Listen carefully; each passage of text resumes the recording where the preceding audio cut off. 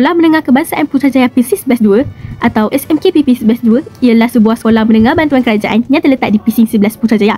Sekolah ini mula dibina pada Oktober 2002 dan memulakan operasinya secara rasmi pada tahun 2008. Bangunannya direka berkonsepkan seni bina tropika moden selari dengan persekitaran hijau dan terancang di Putrajaya. Pada masa ini, sekolah ini dirajui oleh Puan Salihah binti Saleh selaku pengetua. Masalah, di sekolah, banyak sisa makanan dibuang setiap hari seperti kulit buah, nasi basi dan lebihan lauk. Jika dibiarkan, ia menyebabkan bau busuk, pencemaran dan pembaziran sumber. Sisa ini juga tidak diuruskan secara lestari dan hanya berakhir di tong sampah. Dengan membina sistem biogas mini yang mudah, sisa makanan boleh ditukar kepada tenaga elektrik melalui proses biodegradasi. Projek ini bukan sahaja mengurangkan sisa, tetapi ia mendidik pelajar tentang konsep tenaga boleh baharu dan kepentingan menjaga alam sekitar.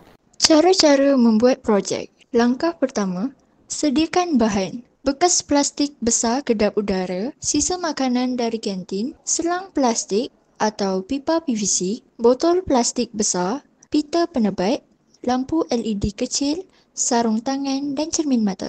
Langkah kedua, membina sistem. Pertama, buat lubang pada bekas digester untuk masukkan sisa makanan dan sambung selang ke bekas gas.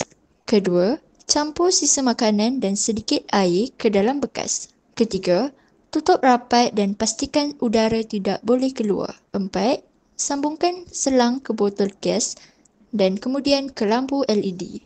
Seterusnya, biarkan selama 1 hingga 2 minggu untuk biogas terbentuk.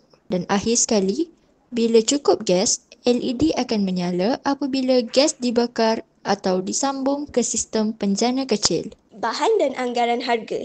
Bahan pertama ialah bekas kedap udara atau tong besar kedap udara yang berharga RM15 hingga RM25. Bahan kedua ialah getah paip atau pipa PVC dalam 2 meter yang berharga RM5 hingga RM10.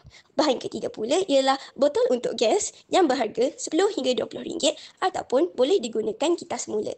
Bahan keempat pula ialah lampu LED kecil yang berharga RM3 hingga RM5.